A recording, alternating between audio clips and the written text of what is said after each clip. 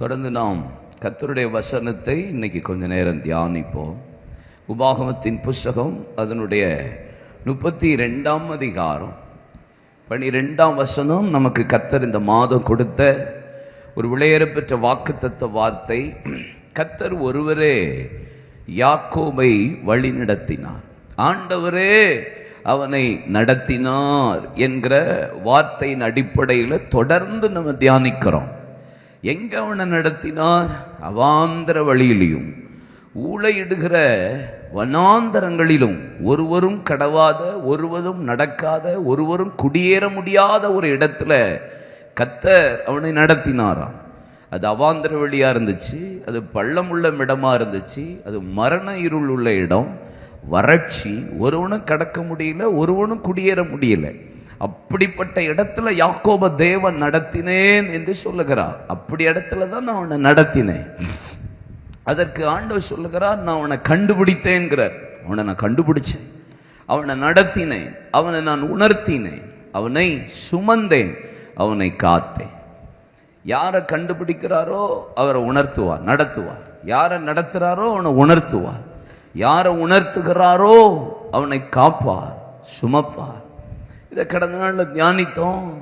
யாக்கோபு சுதந்திரமும் எனக்கு பங்குமா இருக்கிறான் என்று சொல்லப்பட்டிருக்கிறது. கர்த்தருக்கு சொத்தா இருக்கிறவர்கள், ஆண்டவருக்கு சொந்தமா மாறவர்களை கர்த்தர் கண்டுபிடித்து நடத்தி உணர்த்தி சுமந்து காக்கிற ஆண்டவர் என்பதை கடந்த நாட்களில் நம்ம தியானிக்க தேவன் உதவி செய்தார். யாத்ராகம் 13:17 ஆண்டவர் சொல்றாரு, நான் ஏன் உங்களை பெலிஸ்தியரின் தேசத்தின் வழியாக அழைத்து கொண்டு போனால் ஈஸியா போய் டெஸ்டினியை சுதந்திரிச்சிடலாம், வாக்கு தத்தத்தை உடனே போய் பெற்றுக்கொள்ளலாம். ஆனால் நான் உங்களை அப்படியே சுற்றி ஏன் செங்கடலின் வழியாக நடத்தி கொண்டு போறேன் அப்படின்றதுக்கு ஒரு ரீசன் சொல்றாரு. நீங்க யுத்தத்தை கண்டு மனமடிவாகி நீங்க எகிப்துக்கு போயிருவீங்கிறதுக்காகவே தான் நான் சில நேரம் உங்களை சுத்த விடுறேன் அப்படிங்கிறாரு. உபாகமத்தில் 1ஆம் அதிகாரம் 40ஆம் வசனத்துல சொல்லுகிறோம், ஆண்டவர் சுத்த விட்டவர் இப்ப திரும்பி போங்கன்னு சொல்றாரு, அதே செங்கடலின் வழியாக. ஏன் அப்படின்னு சொல்றாரு? சில இடத்துல 2:1 சொல்றாரு, சுற்றி போங்கிறாரு. எங்களை பல காலமாய் சுற்றி திரிய பண்ணினார், எங்களை திரும்பி போக சொன்னாரு, எங்களை சுத்தி வர சொன்னாரு. சீக்கிரமா போற இடத்துல எல்லாம் ரொம்ப காலமா எங்களை ரொம்ப சோர்ந்து போக பண்ணினார். ஏன்? நீங்க எகிப்துக்கு போயிடக்கூடாது, யுத்தத்தை கண்டு மனமடிவாயிடக்கூடாது. You are not matured, you are not prepared, the time not yet come. நேரம் இன்னும் வரல, நீங்க இன்னும் ஆயத்தப்படலை, இன்னும் உங்களுக்கு ஒரு வளர்ச்சி வரலை, பாதை வே இஸ் நாட் பர்ஃபெக்ட், பாதை சரியில்லை, இதெல்லாம் இருக்குப்பா. அதனால தான் சில நேரம் உங்களை சுற்றி போங்கன்னு சொல்கிறேன், சில நேரம் திரும்பி போங்கன்னு சொல்கிறேன், சில நேரம் அதே இடத்துல சுத்த வைக்கிறேன். ஏன் அப்படிங்கிற எரேமியா 2:17 அழகான வார்த்தை இருக்கு. எனக்கு இந்த வார்த்தை ரொம்ப பிடிச்சிருந்துச்சு. உன் தேவனாகிய கர்த்தர் உன்னை வழியிலே நடத்தி கொண்டு போகும் காலத்தில் நீ அவரை விட்டு போகிறதுனால அல்லவோ இதை உனக்கு நேரிடப்படி. நீ போயிருவேடா, நீ டப்பு டப்புன்னு என்ன மறந்துடுற, அப்பப்போ செவ்வாய்க்கிழமை மறந்துடுற, புதன்கிழமை மறந்துடுற, வியாழக்கிழமை பைபிள் ஸ்டடியை மறந்துடுற. அதனால தான் சம்டைம்ஸ் இப்படி கர்த்தர் நம்மளை நடத்துறார். நடத்தி கொண்டு போகும் காலத்தில் நீ அவரை விட்டு போகிறதுனாலே அல்லவோ இதெல்லாம் உங்களுக்கு நேரிட பண்ணினேன் என்று கர்த்தர் சொன்னார். நான் மோசேக்கு வழியையும் இஸ்ரவேல் ஜனங்களுக்கு கிரியைகளை காண்பித்தேன் என்று சங்கீதம் 103:7 சொன்னார். ஏன் கர்த்தர் மோசேக்கு வழி காண்பித்தார்? அவன் ஆண்டவரோடே இருந்தவன், அவன் சாந்த குணம் உள்ளவன் தான், உண்மை உள்ளவன் தான், பணிவிடைக்காரன் தான், கணம் பெற்றவன் தான், பிறப்பின் வாசலில் நின்றவன். ஆஃப்டர் செங்கடலை கடந்ததுக்கு அப்புறம் இதெல்லாம் நடந்துச்சு. ஆனால் செங்கடலை கடக்கிறதுக்கு முன்னாடி கர்த்தர் அவனுக்கு வழி காட்டினது விதம் எப்படின்னு சொல்லி சில காரியங்களை நான் ஒரு 7 வசன வார்த்தையை சொன்னேன். வெறுத்தான், வெறுத்தான் சொல்லுங்க. எபிரேயர் 11:24-28 வரைக்கும் வாசித்தோம். வெறுத்தான், தெரிந்து கொண்டான், நோக்கமாயிருந்தான், எண்ணினான், உறுதியாயிருந்தான், எகிப்தை விட்டான், ஆசரித்தான். இந்த 7 காரியம் வர்றதுக்கு காரணம் அவன் விசுவாசத்தில் வளர்ந்தான் என்று சொன்னோம். ஆவிக்குரிய வளர்ச்சி, spiritual growth day by day நமக்குள்ள இன்க்ரீஸ் ஆகிட்டே இருக்கணும். ஜபத்தில் கூடணும், உபவாசத்தில் கூடணும், பிரசங்கத்தில் கூடணும், கேரக்டர் ஓரியன்டாக நம்முடைய அனுபவம் கூடிக்கிட்டே இருக்கணுமே ஒழிய இப்படி இருந்தேன் இங்கே போயிட்டேன்னு சொல்லி இசிஜி ரிப்போர்ட் பார்த்துருக்கீங்களா? இப்படி ஏறும் இறங்கும், இப்படி ஏறும் இறங்கும் பார்த்துருக்கீங்க. மேலே போகும், டடக்குன்னு இறங்கிடும். இசிஜி இங்கெல்லாம் டாக்டர்லாம் இருக்காங்க, நம்ம பேசக்கூடாது டாக்டரை பற்றி, மருத்துவத்தை பற்றி. அந்த இசிஜி ரிப்போர்ட்லாம் பார்த்தா சருன்னு ஏறும், மேலே இறங்கி போயிடும். நம்ம ஆவிக்குரிய வாழ்க்கை சில நேரம் சருன்னு போகுது மேலே, சில நேரம் பொத்துன்னு போயிடுது. இப்படி தான் இருக்குது. ஸ்பிரிச்சுவலில் வளரணும். இந்த அமெரிக்காவில் 32 வயது உள்ள ஒரு தேவ மனிதனை கொஞ்சம் வயசில் கர்த்தர் இரத்த சாட்சியாக போயிட்டார். இன்னைக்கு அந்த அம்மா மனைவியினுடைய அந்த வீடியோ பார்த்து எனக்கெல்லாம் கண்ணே கலங்கிட்டு. அந்த அம்மா 32 இயர்ஸ், இவருக்கு அந்த பிள்ளைக்கு சின்ன பிள்ளை, வாலிப பிள்ளை.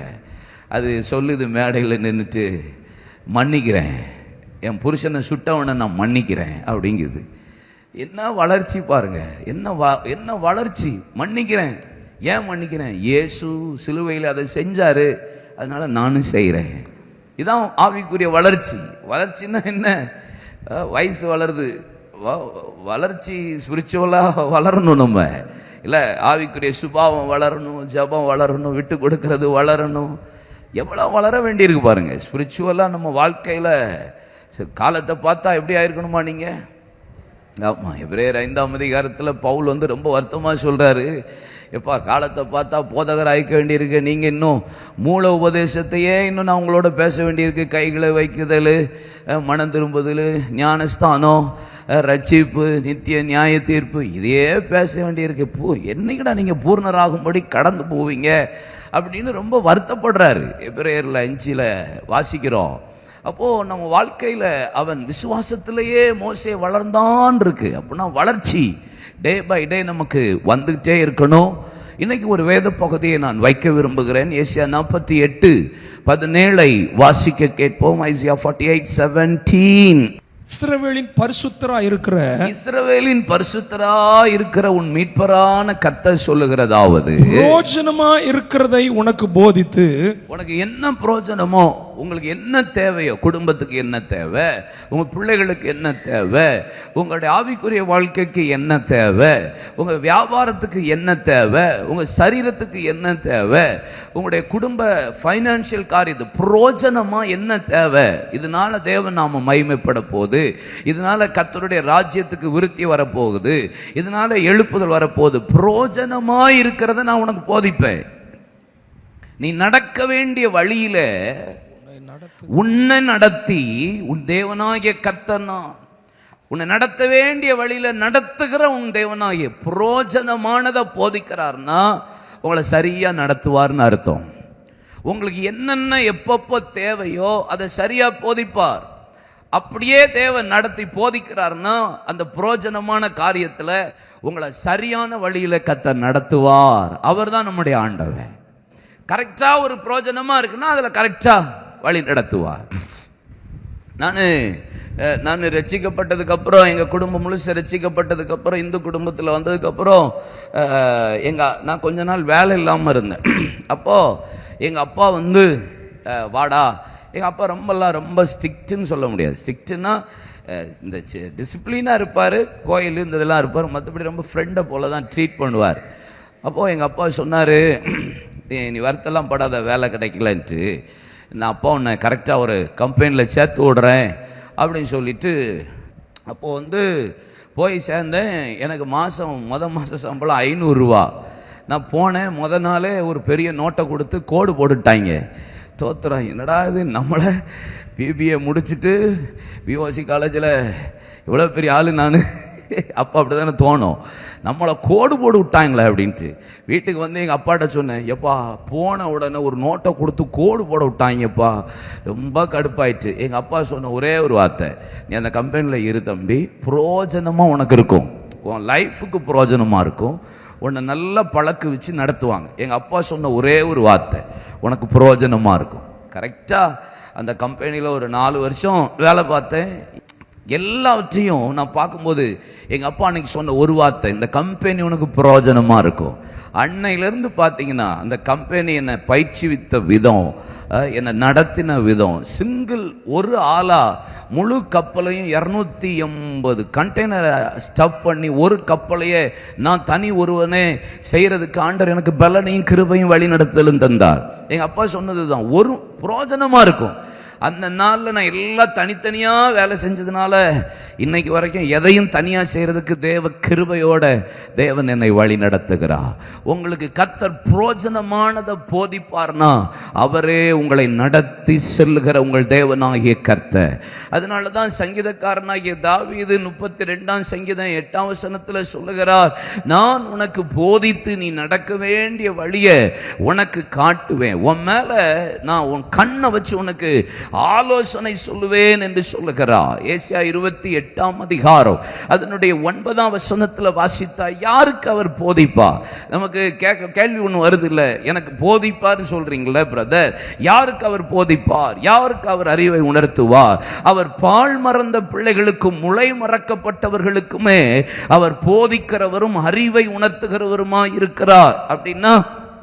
அப்படின்னா பால் மறந்த பிள்ளைகள் அப்படின்னா இன்னைக்கு ஆரம்பத்திலே சொன்னோம், வளர்றவங்களுக்கு தான். ஸ்பிரிச்சுவலா வளர்ந்துக்கிட்டே இருக்கிற சின்ன பிள்ளைய போல இருந்துகிட்டே இருந்தா உங்களுக்கு எப்படி கர்த்தர் போதித்து நடத்துவா? நீங்க இன்னும் வளரலையே, இன்னும் மாம்சம் புசிக்கிறவர்களா மாறலையே, இன்னும் பால் குடிக்கிற பிள்ளைகளாவே இருக்கீங்களப்பா. எப்பொழுது ஈசாக்கு பால் மறந்தானோ அப்பொழுதே ஆபிரகாம் விருந்து பண்ணினான் என்று வேதம் சொல்லுகிறது. நமக்கு கர்த்தர் ஒரு பெரிய விருந்த தேவன் நமக்கு தரணும், நமக்கு ஒரு பெரிய ஃபீஸ்ட், நமக்கு ஒரு பெரிய ஆசீர்வாதம் வரணும்னா ஈசாக்கு பால் மறந்த போது ஆபிரகாம் விருந்து பண்ண வேண்டும். நம்முடைய வாழ்க்கையில சில நேரம் ஸ்பிரிச்சுவலா வளரதான் கர்த்தர் எனக்கு தேவையான போதனையை தேவன் கொடுத்து நடத்துவார். அதுல எந்த சந்தேகமும் இல்லை. ஏசாயா 30ஆம் அதிகாரம் அதனுடைய 20ஆம் வசனத்தை வாசித்து பாருங்க. ஆண்டவர் உங்களுக்கு துன்பத்தின் அப்பத்தையும் உபத்திரவத்தின் தண்ணீரையும் கொடுத்தாலும் உங்கள் போதகர் இனி ஒருபோதும் மறைந்திருக்க மாட்டார். நீங்க வளர வளர வளர வளர நீங்க வளர்ந்துகிட்டே இருந்தீங்கன்னா உங்களுக்கு எப்பப்ப தேவையான போதனையை கர்த்தர் கொடுத்துட்டே இருப்பார். உங்களுடைய கண்கள் போதகரை காணும். அவருடைய போதனை ஒளிந்தே இருக்காது. சபையில வந்தாலும் உங்களுக்கு தேவையான டீச்சிங்கை கர்த்தர் தருவார். when you take the bible and read it, நீங்க எப்பெல்லாம் வாசிக்கிறீங்களோ உடனே கர்த்தருடைய ஆவியானவர் ஏவி உங்களோட பேசுவா. இந்த நேரம் உங்களுக்கு என்ன தேவையோ உங்க கண்கள் போதகரை காணும்னா என்ன அர்த்தம்? எப்படியாவது கர்த்தருடைய வசனம் உங்களுக்கு வந்து தேவன் உங்களை வழி நடத்துகிறத போதிக்கிறத நீங்க உணர முடியும். யாத்திராகமம் 4ஆம் அதிகாரம் 11-12 வசனத்தில் ஆண்டவர் அங்கே 3ஆம் அதிகாரத்தில் முச்சடியில தோன்றி ஆண்டவர் மோசேட்ட சொல்லுகிறார், என் ஜனத்தின் உபத்திரவத்தை பார்த்தேன், ஆலோட்டிகளின் நிமித்தம் விடுகிற கூக்குரலை கேட்டேன், நீ போன்னு சொல்றார். ஆனா இவன் சொல்றான், நான் திக்குவாய் மந்தனாவு, திரும்பி திரும்பி அதை தான் பேசுகிறான். ஆனா 4ஆம் அதிகாரம் 11-12 வசனத்தில் கர்த்தர் அவனை நோக்கி சொல்லுகிறார், மனுஷனுக்கு வாயை உண்டாக்கினவர் யார்? ஊமையையும் செவிடனையும் பார்வையுள்ளவனையும் குருடனையும் உண்டாக்கினவர் யார்? கர்த்தராகிய நான் அல்லவான்னு சொல்லிட்டு 12ஆம் வசனம் சொல்றார், அதனால தான் நீ போ, நான் உன் வாயோட இருந்து நீ பேச வேண்டியதை உனக்கு போதிப்பேன். உங்களுக்கு கர்த்தர் போதிப்பா. எனக்கு பேச தெரியல, எனக்கு வழி நடத்த தெரியல, என் குடும்பத்தை சொல்ல முடியல, இந்த இடத்துல என்ன செய்யணும்னு தெரியல. இல்ல, நீங்க போங்க. கர்த்தர் உங்களுக்கு இந்த நாளில் இந்த மாதத்தில் தேவன் உங்களை நடத்த வேண்டிய வழியை உங்களுக்கு அவரே போதித்து நடத்த போகிறார். ஆமென் சொல்லுங்க. சங்கீதம் 143:10 வசனத்தில் வாசித்து பாருங்க. நீங்க அப்படி கேட்டு ஜெபிச்சீங்கன்னா அவர் சொல்லுவார், உமக்கு பிரியமானதை செய்ய எனக்கு போதித்து அருளும் என்று கேட்டு பாருங்க. அவர் உங்களை கரெக்டா நீரே என் தேவனுடைய நல்ல ஆவியை எனக்கு செம்மையான வழியிலே நடத்துவாராக. நீங்க கேட்க கேட்க போதனையை கேட்க அவர் போன்னு சொல்லிட்டார்னா உங்களை சரியான வழியில தேவன் நடத்துவார். இந்த செப்டம்பர் மாதம் முடிகிறதுக்குள்ள தேவனுடைய வார்த்தை உங்களுக்கு வெளிப்பட்டு உங்களை நேர்வழியாய் செம்மையான வழியில தேவன் உங்களை நடத்த நல்லவராயிருக்கிறார். அல்லேலூயா. சங்கீதம் 71:17 வாசித்து பாருங்க.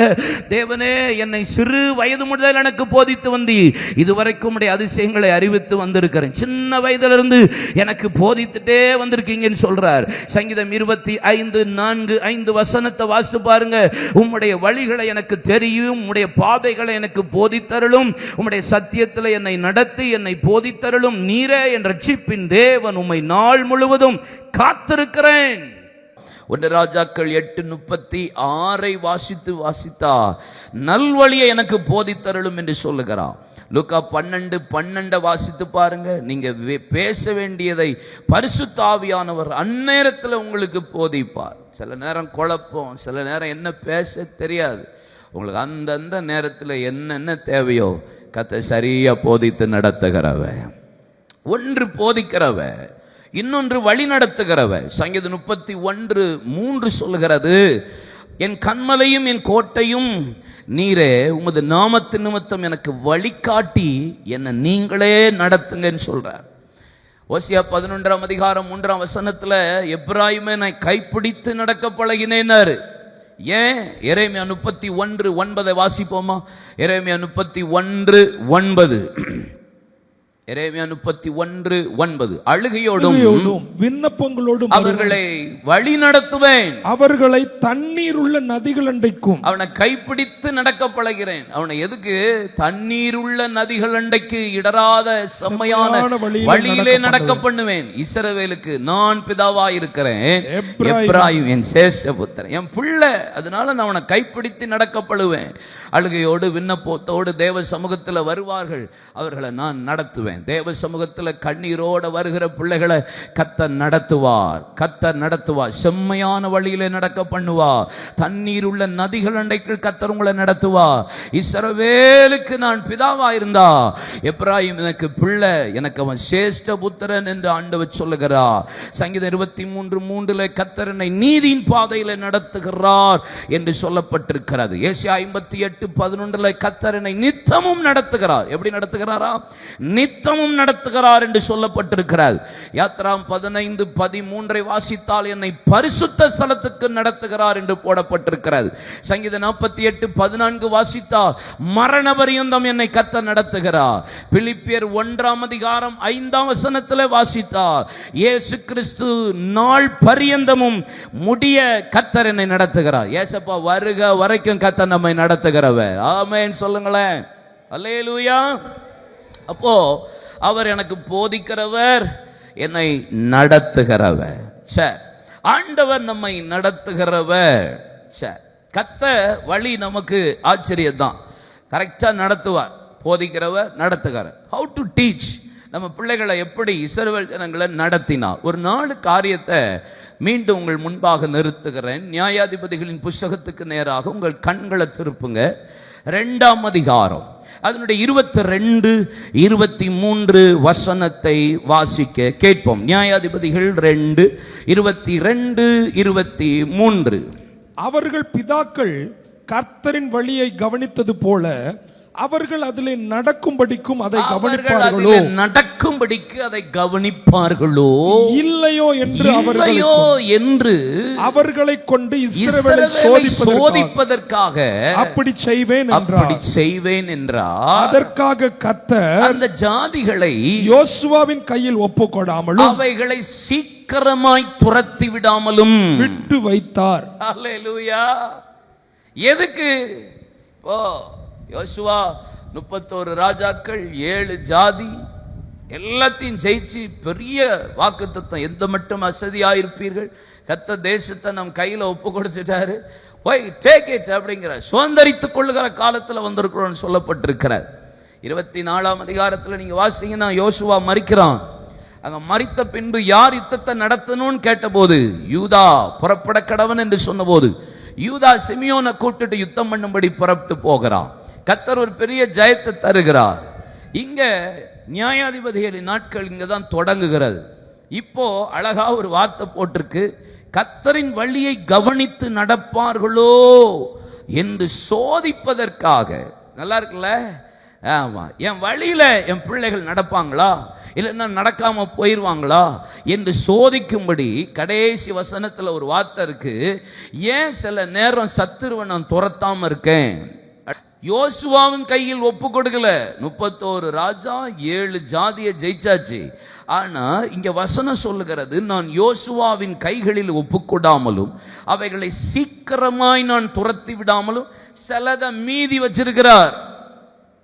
ஏன் சில காரியத்தை உங்களுக்கு விட்டு வச்சிருக்கார் தெரியுமா? சில பிரச்சனை ஏன் உங்களுக்கு பின்னாடியே வருது தெரியுமா? சில போராட்டமும் சில சத்துருவின் கிரியைகளையும் கர்த்தர் ஏன் பெண்டிங்லேயே விட்டுட்டு இருக்காரு தெரியுமா? எப்படி அமைதியா இருப்பீங்களா? அதுக்காகத்தான். எதுக்கா?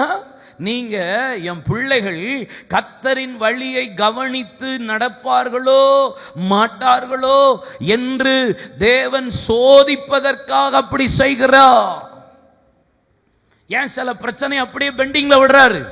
நீங்களும் நினைப்பீங்கல்ல, ஏன் இந்த பிரச்சனை போவே மாட்டுக்கு? நீங்க சரியா அந்த பிரச்சனையிலையும் கர்த்தருக்காக நடக்கிறீங்களான்னு பாப்ப. ஏன் யோசுவாவும் அதை நிர்மூலம் பண்ண விடல? ஏன் சத்துருவை துரத்தி விடாம கர்த்தர் வைத்தார்? ஏன் வைக்கிறார்? சில நேரம் சில பிரச்சனையை நம்ம வாழ்க்கையில பெண்டிங்லயே போடுறாரு. எதுக்கு?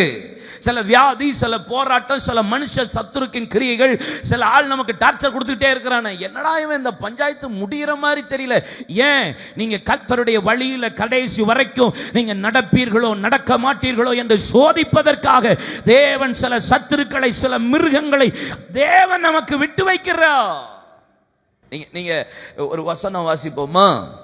2 ராஜாக்கள் 17:25 வாசிசா. அங்கே குடியேறினது முதல் கர்த்தருக்கு பயப்படாததினால் கர்த்தர் அவர்களுக்குள்ளே சிங்கங்களை அனுப்பினார். அவைகள் அவர்கள் சிலரை கொன்று போட்டது. ஏன் சில நேரம் இப்படி எல்லாம் வருது? குடியேறினாலும் கர்த்தருக்கு பயப்படாததுனால சில நேரம் கை கொள்றதை மறந்துடுறோம். சில நேரம் நம்ம ஏசப்பா இருக்கிறாருங்கிறதே மறந்து போய் தான் வாழ்றோம். சில நேரம் வசனம், வார்த்தை அதெல்லாம் இருக்குதா அப்படிங்கிறதே சில நேரம் என்ன செஞ்சிடறோம்? மறந்துடுறோம். சில நேரம் மறக்காம இருக்கிறதுக்கு சில காரியங்களை கர்த்தர் நம்ம வாழ்க்கையில அனுமதித்து வைத்திருக்கிறது நன்மைன்னு சொன்னா கை வைத்து அல்லேலூயா சொல்லிடலாம். அன்றையும் அவருடைய தீர்மானத்தின்படி அழைக்கப்பட்டவர்களாய் தேவனிடத்தில் அன்பு கூறுகிற பிள்ளைகளுக்கு எதையுமே தீமைக்கு செய்ய மாட்டார். என்னை இப்படி நடத்துறாருன்னா தோத்திரம். இந்த பஞ்சாயத்து ஓடிக்கிட்டு, ஏன் என் பிள்ளை கடைசி வரைக்கும் என் வழியை கவனித்து காத்து நடக்கணும். அவருக்கு அது மட்டும் போதும்.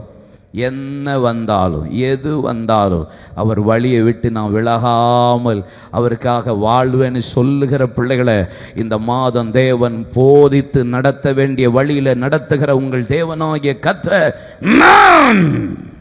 நடத்துவா. Are you ready? கேட்கலையா? சந்தோஷமா இல்லையா? Judges chapter 3 verse 1, 2, 3. கானான் தேசத்தில் நடந்த சகல யுத்தங்களையும் அறியாதிருந்த இஸ்ரவேலராகிய அனைவரையும் சோதிப்பதற்கு. You can understand, கானான் தேசத்துல யுத்தத்தை அறியாத ஒரு கூட்டம் இருந்தது. சண்டையை பார்க்காத ஒரு கூட்டம் இருந்தது. யுத்தங்களை அறியாதிருந்தது. யுத்தத்தை பண்ணாதிருந்த இஸ்ரவேலராகிய அனைவரையும் சோதிப்பதற்காக இஸ்ரவேல் புத்திரன் சந்ததியாரும் அதற்கு முன் யுத்தம் செய்ய அறியாதிருந்தவர்களும் அவைகளை அறியும்படி பழக்குவிப்பதற்காக கர்த்தர் விட்டு வைத்த ஜாதிகள் யார் என்றார். ஏன் இதெல்லாம் நான் விட்டு வச்சேன்? ஏன் யோசுவா வச்சு விரட்டல? ஏன் அடுத்த வர்ற ஜட்ஜஸ் யூதாவுல கர்த்தர் ஏன் நடத்தல? யுத்தத்துல விரட்டாம விட்டாரு. என்ன? யுத்தத்தை அறியாத ஒரு கூட்டம் இருக்கு, யுத்தத்துல பழக்கம் இல்லாத ஒரு கூட்டம் இருக்கு. அவைகள் அறியும்படிக்கும் பழக்குவிப்பதற்காக. பக்கத்துல கைப்பிடிங்க, உங்களை ட்ரெயின் அப் நடக்குது, ட்ரைனிங் போய்கிட்டு இருக்கு. இப்ப கைப்பிடிங்க பக்கத்துல ட்ரைனிங் பீரியட்ல இருக்கீங்க. என்ன பீரியடு? எப்படி பழக்க வைக்கிறது? எப்படி பழக்க வைக்கிறது? உங்களை எப்படி ட்ரெயின் அப் பண்றது எனக்கு தெரியல. எப்படி என்னெல்லாம் இப்படி ட்ரெயின் அப் பண்ணி வச்சாரு? போட்டு உடைச்சி நொறுக்கி, என்ன சாமி, 4 பேரை ஏறி மிதிக்க வச்சு, யூடியூப்ல நம்மளை பத்தி பேச வச்சு, தப்பா பேசினாலும் சூடு சொரணம் இல்லாம ஆக்க வச்சு, யார் என்ன சொன்னாலும் பரவாயில்லடான்னு இந்த காதுல வாங்கிட்டு இந்த காதுல விட வச்சு, சிலதை காதுலயே கேட்காம விட வச்சு, யுத்தத்தை கண்டு நீ மனமடியாவன் ஆகாமலும் யுத்தத்தில் உனக்கு பழக்க வைக்கிறதற்காகவும், யுத்தத்தை அறியாத காலமாக இருக்கிறதுனால பிரச்சனையை கண்டா, போராட்டத்தை கண்டா உனக்கு உடனே சோர்ந்து போயிடல. இதெல்லாம் உனக்கு ட்ரெயின் அப் வேணும்ல. பாப்போம்டா கோலியாத்தா, பாப்போம்டா ஒரு விசை சிங்கம் எதுக்கு வந்தது, ஒரு விசை எதுக்கு கரடி வந்தது. ஏன்னா சிங்கங்களின் கைக்கும் கரடிகளுக்கும் தைப்பிக்கிறவர் இந்த விருத்த சேதனம் இல்லாத பெலிஸ்தியனுக்கு முன்னாடியும் ஜம்முன்னு போய் நின்று ஜெயத்தை பெறுகிறதற்காக என்னை கர்த்தர் சிங்கத்தின் ஊடாக கரடியின் ஊடாக கர்த்தர் என்ன பழக்குவிப்பார்னா அதுக்கும் ஐ எம் ரெடி. வரமாட்டுக்கே பாதி பேருக்கு. உங்களெல்லாம் கொண்டு போய் அங்கே போட்டு பழக்க வைக்கணும்னு தான் நினைக்கிறேன். தோத்திரம். எதுக்கு? நான் இந்த மிலிட்ரி ட்ரைனிங் அதை கொஞ்ச நாளுக்கு முன்னாடி பார்த்துட்டு இருந்தேன். மிலிட்ரி ட்ரைனிங் நம்ம ஒரு ட்ரைனிங்லாம் இல்லை, அது பார்த்தீங்கன்னா ஃபாரினில் உள்ள ட்ரைனிங். இப்படி நிற்க வச்சுட்டு மிளகா பொடி அந்த சில்லி ஸ்ப்ரே இருக்கு பாருங்க, அதை அப்படியே கண்ணில் அடிச்சு விடுறாங்க. நிற்கணும். ட்ரைனிங் ஆச்சரியமா இருந்துச்சு. Military training.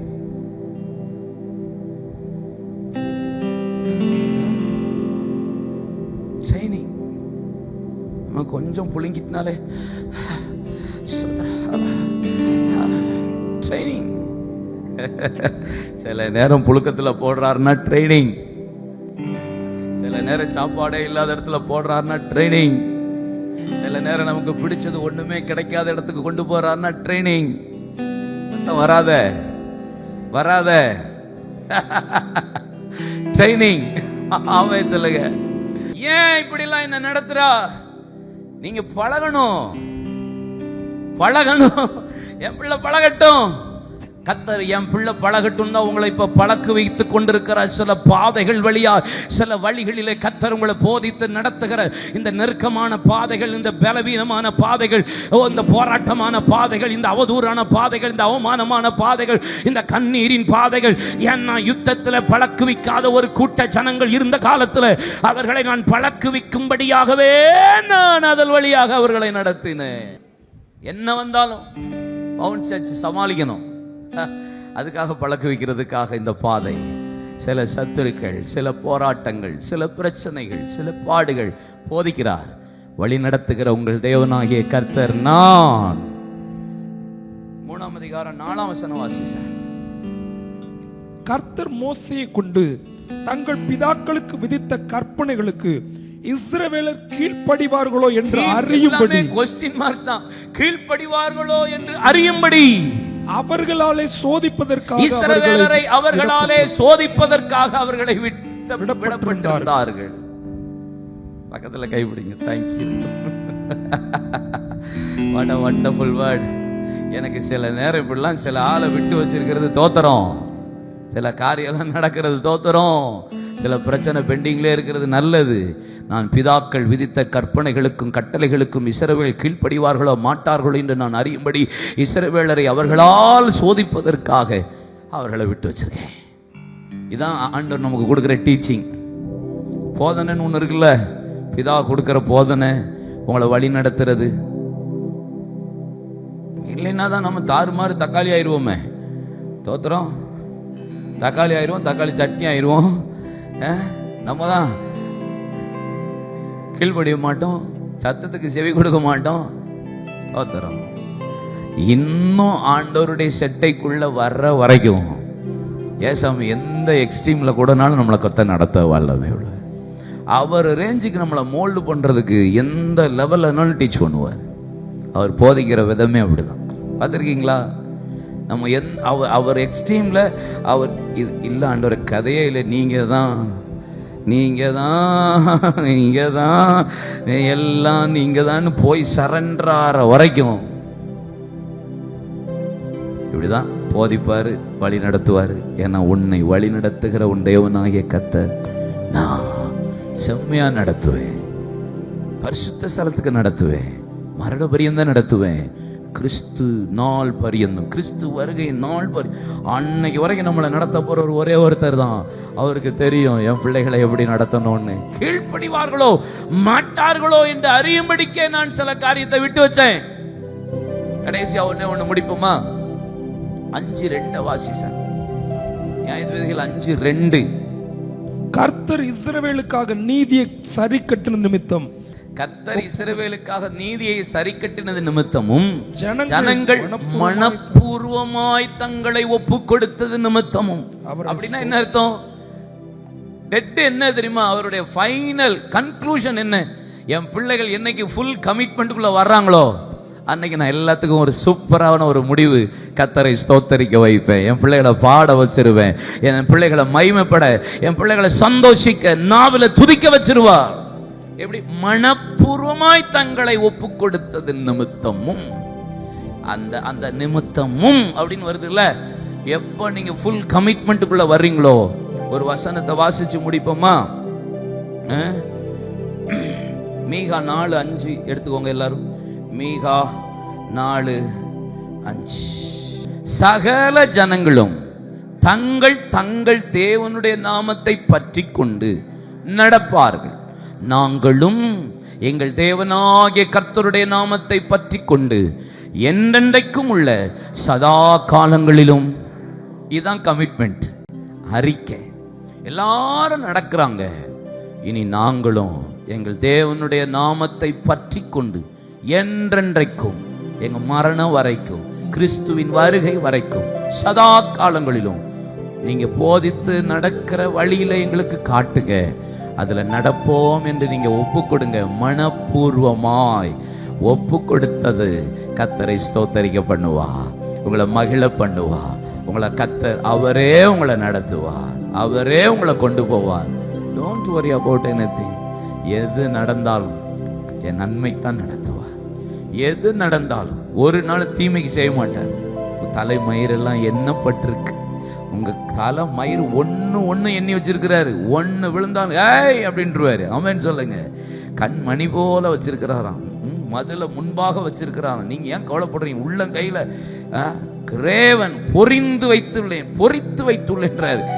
அதெல்லாம் நீங்க எதை குறித்து கவலையப்படக்கூடாது. ஆமா, என்னை பழக்க வைக்கிறார். சொல்லுங்க, பழக்க வைக்கிறார், என்னை கீழ்ப்படிய வைக்கிறார், என்னை முழுசா அவரே சரண். நீங்க தான்ப்பா, நீங்க தான் அப்படின்ற சொல்லுகிற வரைக்கும் உங்களை கொண்டு போயிட்டே இருப்பார். சொன்னதுக்கு அப்புறம் ஓகே ரைட், நானே உன்னை நடத்துவேன், நானே உன்னை காத்துவேன், நானே உன்னை துதிக்க வைப்பேன்னு முடிச்சிருவாரு. நீங்க அந்த கமிட்மெண்ட்டுக்குள்ள வர்ற வரைக்கும் எல்லாத்தையும் விட்டு விட்டு விட்டு விட்டு வச்சுட்டே இருப்பாரு. இல்லை, நீங்க தான் எனக்கு எல்லாம்னு சொல்ற வரைக்கும் சொல்லிட்டீங்கன்னா கர்த்தரைய காலத்தில் ஸ்தோத்திரிப்பீங்க, அப்படியே துதிச்சுட்டே இருப்பீங்க. அவர் நடத்த ரொம்ப இன்பமானது. ஏசப்பா நம்மளை நடத்துகிற பாதை அருமையான பாதை இல்லை? ஆமாம், எல்லாரும் எழுந்து நிற்போம்.